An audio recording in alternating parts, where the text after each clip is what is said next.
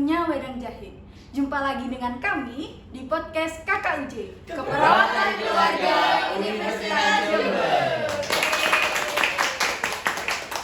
Jadi tema pada kesempatan kali ini adalah kembali berdua di masa tua. Sebelumnya untuk keluarga Bapak Tony ini bagaimana nih kondisinya? Jadi untuk keluarga Bapak Tony sendiri ini udah berapa lama nih? Dari tahun 2000. Jadi tahun ini 24 tahun. 24 tahun. Berarti sudah punya anak? Alhamdulillah sudah. Iya, sudah. Baik. Untuk anaknya berapa tahun sekarang? 18 tahun. Anaknya 18 tahun dan tahun ini kebetulan masuk kuliah. Masuk kuliah. Di sini apa di luar? Kebetulan di luar kota, Mbak. Jadi merantau. Baik.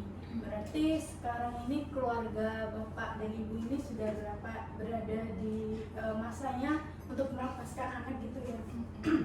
Padahal itu tadi anak satu-satunya juga. Dulu juga sudah merawat dari kecil, membesarkan, dan sekarang anaknya sudah mandiri dan harus bisa gitu kan istilahnya melepaskan anak. Jadi nanti saya bersama Nuslika akan membahas lebih lanjut terkait kondisi yang mungkin Bapak dan Ibu alami di dalam keluarga, terutama terkait dengan pelepasan anak Ibu. Baik. Mungkin sebelum kita mulai ya, mungkin Bapak dan Ibu boleh diperkenalkan terlebih dahulu untuk keluarganya dari mungkin latar belakang, kemudian pekerjaan, usia. Baik, perkenalkan nama saya Bapak Tony, usia saya 48 tahun, untuk kerjanya sendiri menjadi PNS. Kalau saya Ibu Retno, umur saya sekarang 42 tahun dan saya sekarang sebagai ibu rumah tangga dan kebetulan saya sebelumnya pernah jadi perawat juga. Baik, tadi kan berarti sudah 24 tahun ya dari pernikahannya. Selama ini itu bagaimana sih Bapak dan Ibu bersama dengan anak-anak itu menjalin komunikasi? Apakah ada diskusi sendiri misalkan diluangkan waktu gitu, waktu makan, waktu setelah makan atau waktu nonton TV? Iya. Kalau dari keluarga kami sih ini Mbak, biasanya kalau misal kayak berkomunikasi itu setelah makan ya Mbak, atau enggak biasanya kan anak saya kan sekolah gitu, jadi mungkin karena sibuk sekolah mengerjakan tugas itu bisanya kayak kumpul bareng gitu paling malam gitu Mbak, kalau enggak setelah makan gitu berbincang-bincang gitu. Iya. Sekarang kan anaknya sudah itu ya merantau ya. Nah itu gimana sekarang untuk komunikasinya? Lewat telepon. Biasanya kalau kan sekarang jauh ya Mbak, jadi cuma bisa lewat WhatsApp saja, telepon atau video call gitu.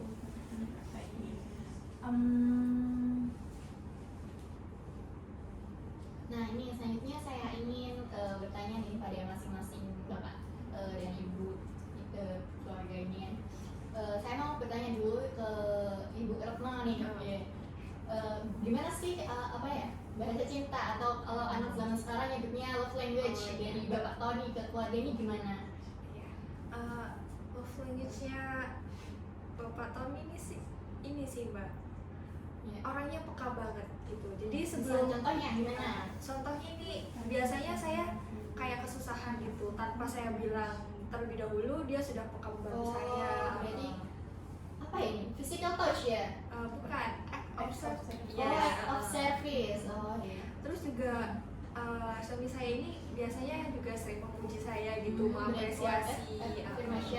Kalau ke anak-anak gimana? Kalau ke anak-anak Sama ya? sama. Terus juga suami saya juga ini kalau misal ke anak-anak sering memberikan hadiah gitu. Reward seperti itu ya.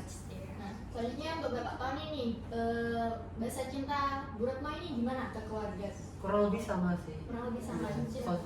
Misalnya, contohnya gimana? Misalnya kalau saya ada masalah itu nggak usah bilang, sudah peka dengan sendirinya gitu. Oh, seperti itu. Jadi kayak kalau ada masalah kelihatan murung terus Bu Retno bertanya seperti itu ya. Oh ya, bagus. Nah, selanjutnya ini bagaimana sih cara dalam keluarga mendukung satu sama lain, misal kalau ada masalah seperti itu, komunikasinya seperti apa? Biasanya kita diskusi ya, Iya, masalahnya diskusi. apa, terus kayak hal positif apa yang diambil, negatifnya gimana, kemudian memutuskan bareng-bareng seperti apa Jadi berarti. kita berdiskusi terlebih dahulu Mbak. Jadi solusinya bagaimana dari saya atau dari suami saya, nanti diputuskan gimana baiknya, tapi yang memutuskan tetap suami saya. Jadi Saya hanya memberikan saran dan solusi begitu. dalam pengambilan keputusan ini kan ada diskusi. Nah, ini anaknya ikut dilibatkan atau cuma berdua nih yang berdiskusi? Waktu masih kecil sih cuma berdua ya Mbak. Tergantung, Tapi kalau usianya misalnya ya? ya tergantung usianya. Kalau kan kebetulan anak saya juga sudah dewasa, jadi anak saya ini untuk Bisa saat ini memilih. jadi ikut memberikan solusi begitu.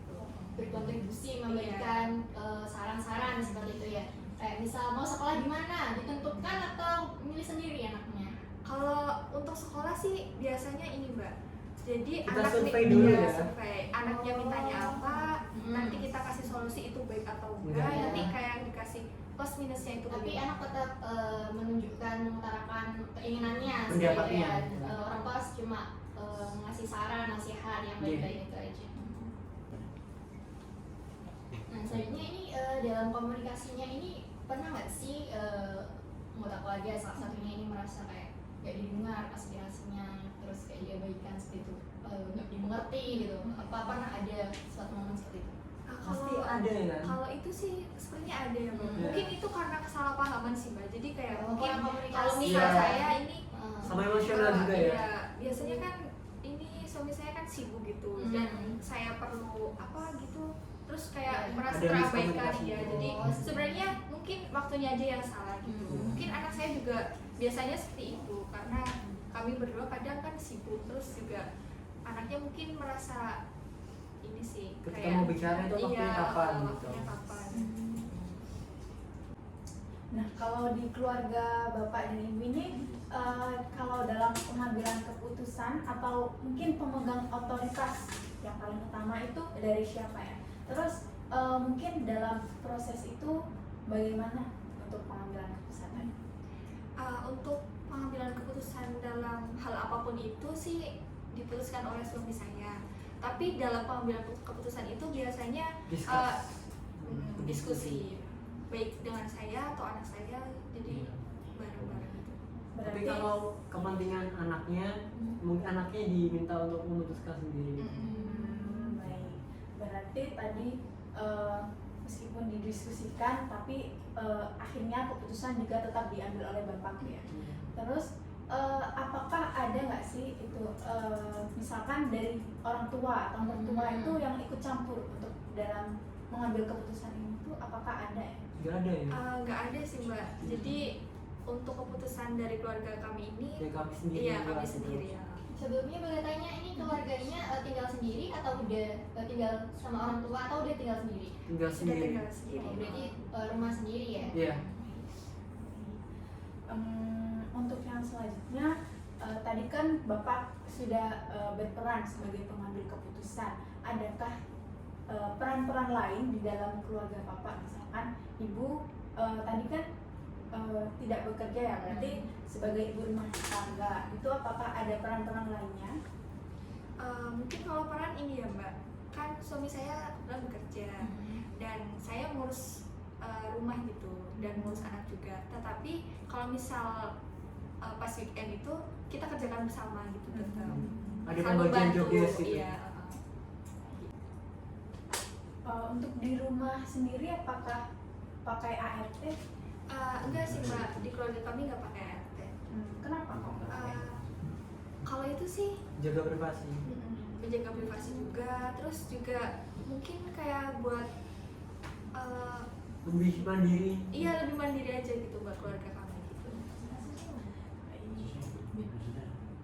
Kalau di rumah itu ada nggak sih kayak aturan-aturan yang nggak tertulis, semacam kalau ngomong itu harus dekatan, nggak boleh dari depan sama di kamar mandi, atau enggak gitu kalau makan itu nggak boleh bicara. Ada nggak sih kalau di keluarga Bapak kamu? Ada sih Mbak. Jadi ini udah diterapin ke kita terus juga ke anak kita. Jadi kalau misal lagi ngobrol sama orang tua ataupun siapapun itu diusahakan itu bisa berhadapan gitu, jangan jauh-jauhan gitu karena itu nggak sopan ya. Terus juga anak kami juga diajarin untuk bisa Misalnya kalau naruh barang gitu. Jadi kalau misal naruh barang itu kalau misal naruh diambil terus dikembalikan lagi ke tempatnya gitu. Tetapi ini sih kadang masih aja lupa, pasti ada. Apalagi suami saya nih. Ya. Jadi ini kalau misal habis mandi, Iya. handuknya ditaruh di atas kasur. Iya. Ya. Pasti lupa gitu. Iya. Terus gimana cara mengkomunikasikannya ke bapak? Dimarahin kah atau Ditegur. gimana? Ditegur sih. Tapi kalau misal berkelanjutan itu Iya. saya kadang kesel. Iya, pasti. Baik. Jadi mungkin itu tadi ya untuk struktur dari keluarga Bapak Tony. Nah, untuk dari Nurse Lika nih, bagaimana dari kondisi struktur Bapak Tony ini, apakah sudah sesuai ataukah ada yang masih perlu diperbaiki? Baik, dari awal ya, kita bahas komunikasi. Setelah Bapak Tony tadi menyampaikan ada beberapa juga, saya amati ini cukup baik karena komunikasinya berjalan terbuka nih.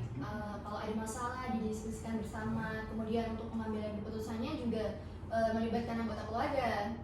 Meskipun habis itu toh ambil keputusannya oleh kepala keluarga Bapak Tony begitu ya.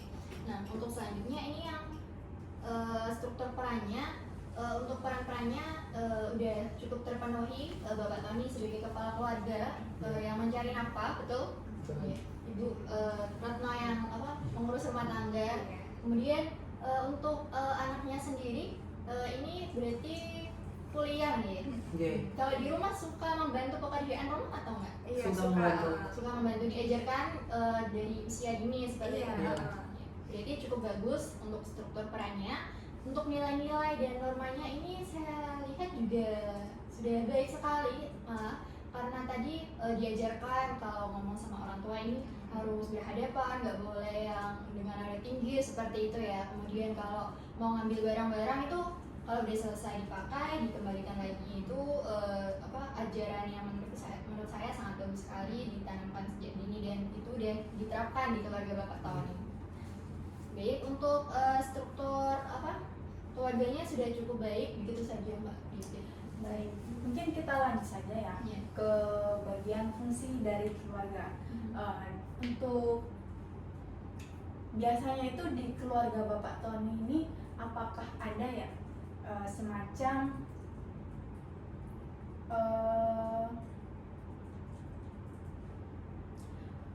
semacam sesi curhat untuk ya pokoknya curhat gitu Iya, lah, misalnya dari luar terus curhatkan ke siapa gitu, terus nanti setelah entah itu curhat atau mungkin Diskusi. maulah refreshing keluar biar nggak terlalu memikirkan itu dengan siapa juga, itu apa? Ada waktu kayak gitu.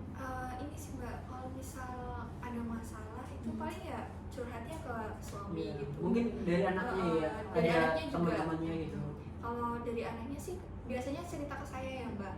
Tapi mungkin kan anak saya ini sudah dewasa, jadi Punya kayak teman. punya teman gitu. Biasanya mungkin Curhat kayak sama curhat ke temannya. teman, terus refreshing bareng teman-teman gitu. Tapi kalau sama keluarga masih pernah ya? Nah, ya, Pernah. pernah. Berapa bulan sekali itu? Bisa gitu tahu.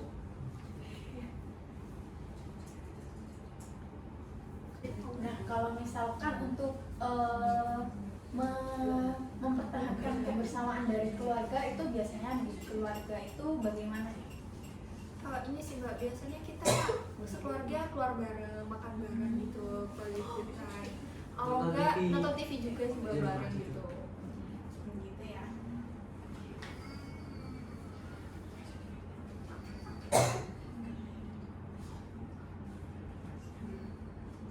Nah, selanjutnya ini saya mau tanya nih, kalau di dalam anggota keluarga ini bagaimana sih cara Bapak Tony ini mengontrol perilaku anaknya? Kalau misal ini hal ini terkait sama punishment ya, misal kalau anaknya lagi nakal terus dihukum, apakah pernah dihukumnya ini secara bentuk verbal atau fisik, pernah apa enggak? Terus kalau ini yang reward misal kalau juara apa pernah dikasih hadiah gitu? Ada. Ada. Misalnya kalau ada prestasi atau itu dikasih reward. Kemudian kalau misalnya bandel mungkin ya nggak bisa dikasih tahu, baru dikasih punishment. Kalau respon dari anaknya sendiri gimana waktu kayak dimarahin? Ini ngingetinnya ini sambil marah-marah nada tinggi atau gimana? Kalau boleh tahu. Sambil ada tinggi ya mungkin, soalnya kan emosional juga ya. Iya. Ya mungkin ada kalanya ya. Iya. Iya, ada marahnya. marahnya. Jadi kalau kan masih anak-anak ya mbak, jadi susah banget dibilangin. Tapi semakin besar Semakin jadi mengerti. mengerti gitu. Jadi hanya dengan bilangin aja sudah mengerti gitu. Tapi kalau pas waktu kecil kadang kalau misal dikasih tahu tapi masih ngeyel terus, itu kadang kan emosi ikut emosi gitu mbak. Mungkin ini sih gara-gara waktu kecil tuh, waktu masih itu main HP kebanyakan ya. jadi mungkin kayak disita gitu. Mungkin terus punishmentnya itu kayak nggak boleh main sama teman gitu kalau misal bandel. Kemudian ini dalam proses pengasuhan anak ini dari dulu ini dia berdua atau ada keterlibatan orang lain, misalnya kakek neneknya waktu masih bekerja nih, mungkin kakek neneknya disuruh jagain anak, ada nggak kayak gitu? Tanggung jawab berdua ya. Tanggung jawab berdua. Tapi pernah juga sih mbak, jadi dititipin ke kakeknya. Tapi itu waktu dulu masih kecil, waktu Jadi waktu saya masih bekerja. bekerja. Oh, Iya. Jadi itu dititipkan ke kakeknya begitu. Tapi itu udah mestinya jarang gitu. Dan setelah itu kan saya sudah resign dan menjadi berumah tangga, jadi lebih sering bersama saya gitu. Kenapa akhirnya ini Bu Retno memutuskan untuk resign dari pekerjaan? Kan ya, lumayan bisa membantu perekonomian keluarga kan. Kenapa akhirnya oke saya mau resign aja dia, Tanggung ngurus jawab ya. anak. Iya, jadi Tanggung jawab ke tanggung jawab ke anak, terus juga ini sih ada pengalaman yang maksudnya kan masih kecil, masih butuh pengalaman waktu, nggak enak ya? masih butuh waktu dari dia butuh waktu bersama orang tua. bersama orang tua gitu. Apalagi Oh. suami saya kan kerja juga, jadi saya kerja, suami saya kerja, anak saya kalau misal dititipin ke kakek saya kan kayak kasihan gitu. Waktu bersama ada orang pengalaman lainnya ya. nggak ada Ada. gitu ya. Iya. Selanjutnya ini bagaimana sih anak ini dihargai dalam keluarga Bu Retno nih, untuk merasa dihargainya bentuknya seperti apa? Mungkin mendapatkan kayak pujian atas apa yang dia capai. Iya. Hobinya apa anaknya? Ada kayak bakat atau potensi Nyanyi. apa ini? Nyanyi sih mbak, Iya. jadi Iya. lebih suka nyanyi dia. Seperti itu. Nah, untuk selanjutnya untuk masalah kesehatan ya, dari keluarga Bapak Tony dan Ibu ini bagaimana sih kalau untuk caranya untuk menjaga kesehatan itu? Ini sih mbak, biasanya keluarga saya ini periksa 1 tahun sekali gitu. Kayak tensi darah, cek Gula. gula darah, terus juga ikut vaksin gitu. Berarti diagendakan setiap tahun harus Harus periksa. Iya. Apa ada apa hasilnya gimana untuk Ibu Retno dan Alhamdulillah bapaknya? normal aja sih mbak. Cuma Sehat. iya sehat. Cuma Kadang ini hipertensi. Cuma Oh ada. iya. Dan terakhir berapa Bapak? Terakhir itu 130 pre-hipertensi itu. Oh. Gara-gara suka makan asin akhir-akhir ini. Nah, dia tahu penyebabnya makan asin. Gimana Bu Retno ini? Iya, jadi kalau misal apa sebenarnya udah pas gitu ya mbak, tapi suami saya ini kayak masih kurang asin gitu. Mungkin karena Diturutin teman. enggak? Kalau Iya. minta asin lagi gitu. Kadang dituruti, Kadang diturutin, tapi Jarang. kadang-kadang atau Iya. selalu gitu. kadang dituruti, kadang enggak gitu. Kadang enggak. Dikasih tahu juga udah. Untuk anaknya sendiri apa ada masalah kesehatan? Alhamdulillah sehat. sehat. Kalau di keluarga sendiri itu apakah ada ya kayak misalkan dijadwalkan olahraga bareng gitu? Ada. Hari Minggu. Kalau weekend kita setiap pagi kayak jalan kaki bareng keliling gitu.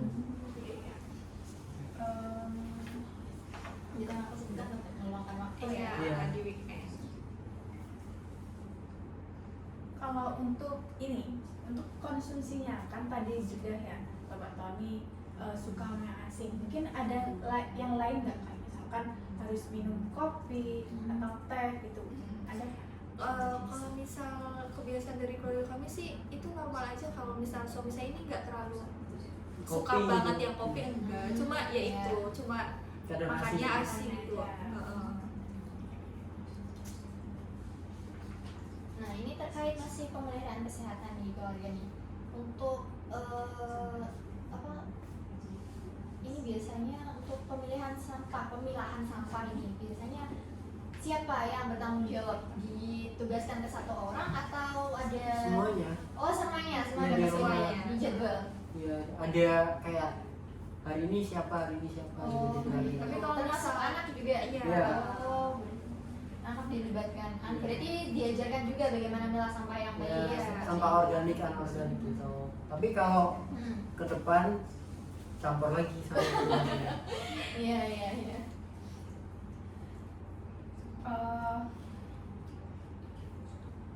Aku tapain. Aku tapain. Gimana nih untuk sejauh ini? Yang fungsi Rival. Oh, oh ya, tadi sudah ya untuk mungkin dari yang afeksi, dari yang curhat-curhat tadi, kemudian yang sosialisasi tentang bagaimana cara merawat anak, mungkin mendidik anak gitu ya. Sama yang terakhir ada bagaimana sih keluarga itu memandang kesehatan. Nah, kalau dari Neslika itu bagaimana sih seharusnya di dalam fungsi-fungsi ini tadi, apakah keluarga dari Bapak Tony ini itu sudah benar gitu untuk fungsi? Baik, untuk yang pertama tadi ya kita membahas mengenai fungsi afeksi, bagaimana cara mengungkapkan perasaannya. Tadi saya nilai sudah cukup baik karena masing-masing keluarga bisa mengungkapkan perasaannya masing-masing secara terbuka. Kalau ada masalah dia didiskusikan bersama-sama. Kalau ada masalah tadi kemudian dia berkeputusan oleh Bapak Tony. Kemudian ada apa lagi tadi ya? Oh, ada itu ya yang keluar bersama, family time untuk refreshing, hiburan, rekreasi, itu juga bagus sekali, sangat penting banget ada di sebuah keluarga. Nah, selanjutnya ini yang fungsi sosialisasi tadi saya catat ini bagaimana anak dihargai di dalam keluarga. Saya rasa ini juga sudah sangat baik karena tadi anak sudah dilibatkan dalam pengambilan keputusan, kemudian suaranya juga didengar seperti itu. Kemudian untuk yang membesarkan anak juga berdua ya, tidak ada campur tangan dari pihak luar seperti kakek nenek misalnya gitu. Dan itu emang idealnya seperti itu karena kan ini namanya sebuah keluarga membina hubungan baru dan tanggung jawab baru, jadi memang lebih baik urusan rumah tangga ya diselesaikan berdua, bukan dengan keluarga yang lain seperti itu. Nah, selanjutnya untuk yang perawatan kesehatan.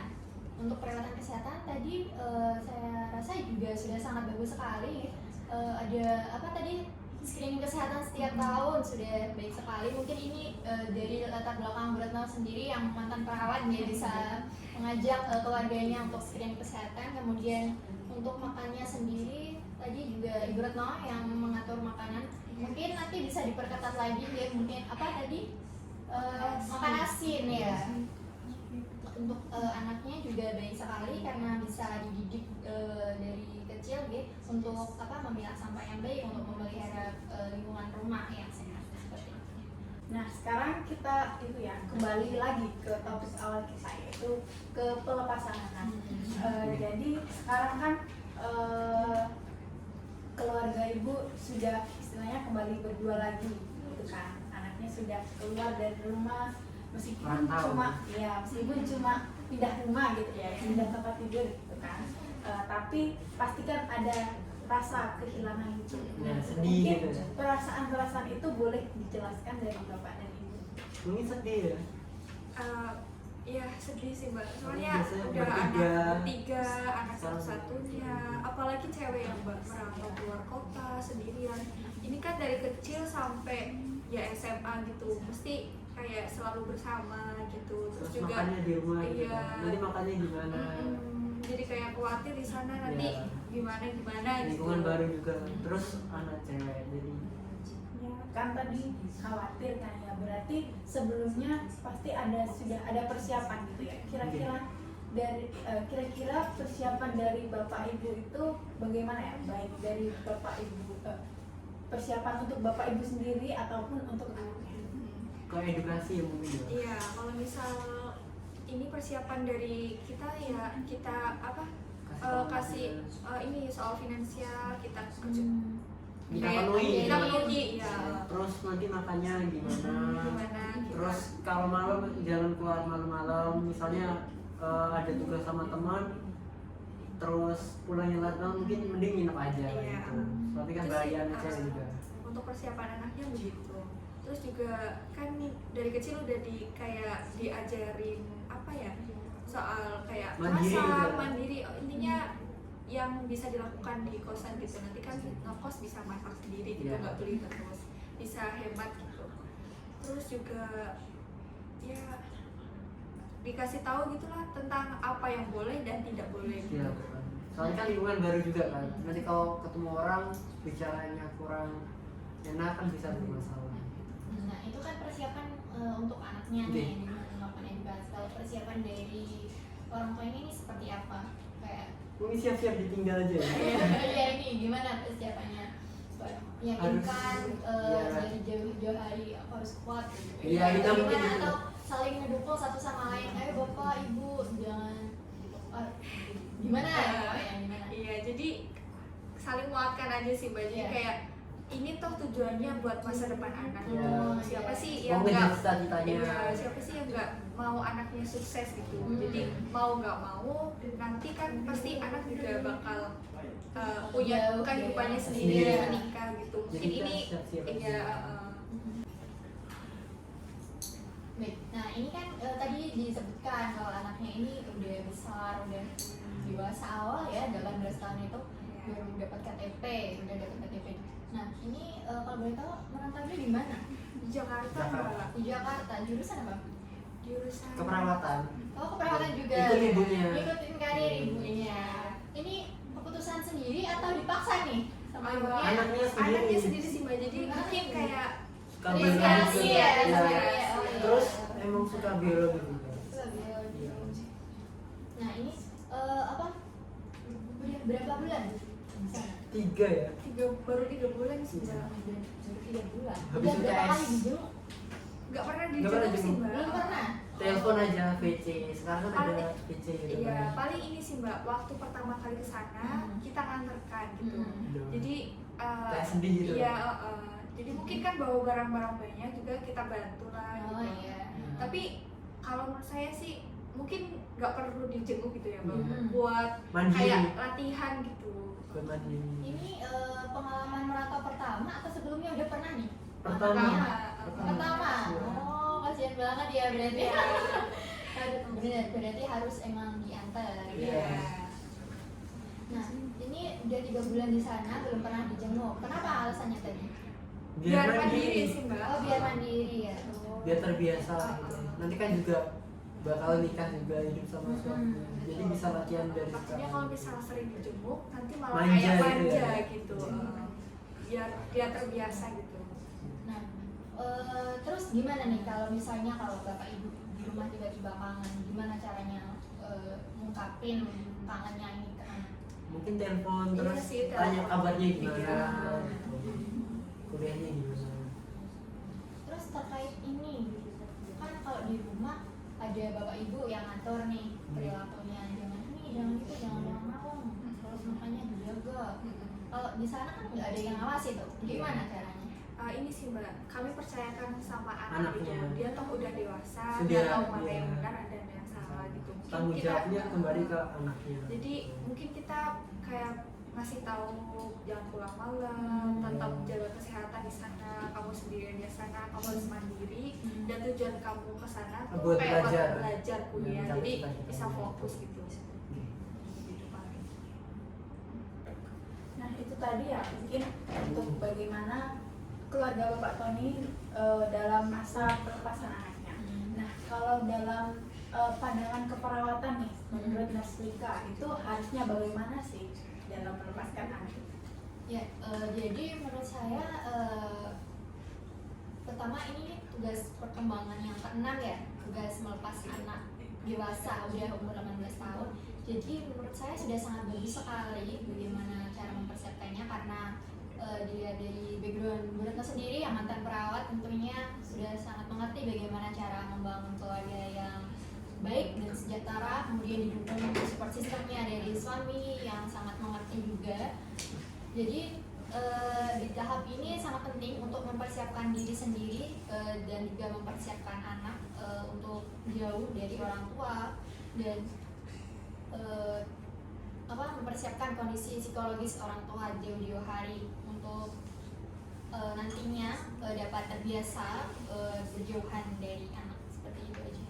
Baik, dengan tanggapan dari Nurse Lika tadi, mungkin kita akan akhiri diskusi pada pagi hari ini ya. Mungkin ini merupakan pengalaman berharga bagi kita semua.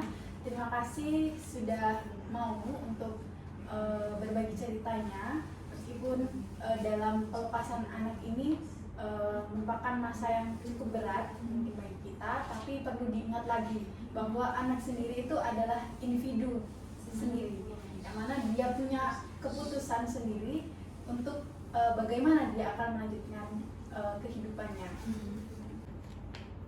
Cukup sekian podcast pada hari ini. Semoga podcast ini dapat memberikan pengetahuan baru bagi kita semua. Sampai jumpa di episode selanjutnya.